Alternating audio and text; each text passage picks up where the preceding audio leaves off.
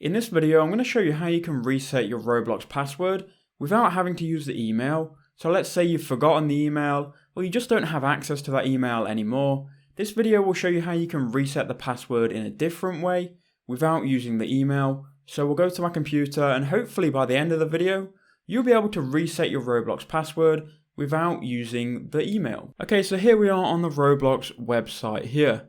Now, what you need to do is you need to come over to the Roblox website, obviously, and then go to login in the top right hand corner, and that will bring you to this window. Now, if I wanted to try and log into my account, it is KnowledgeBase YT, and I'm just going to enter in a random password. And for me, if I click login here, it's going to ask me for a verification.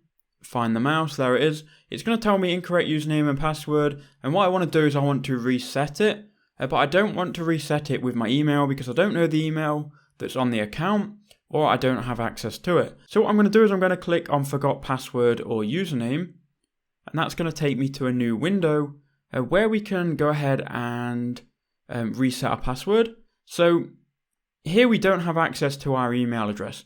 So resetting with our email address isn't an option. So what you need to do is you need to go to use phone number to reset password. And here what you can do, you can reset your password with a phone number which is linked to your account. So if you go ahead and just choose your country here, I'm in the UK, so we're going to do the UK.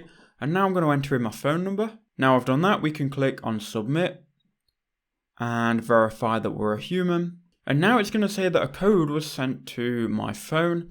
I've got my phone in my hand here, so I'll just wait for the code and then we'll enter it in. So the code is 749428 for me. We can now click verify, and it should take us to a new window. So here we are on my new window. You can see I've got my Roblox guy here.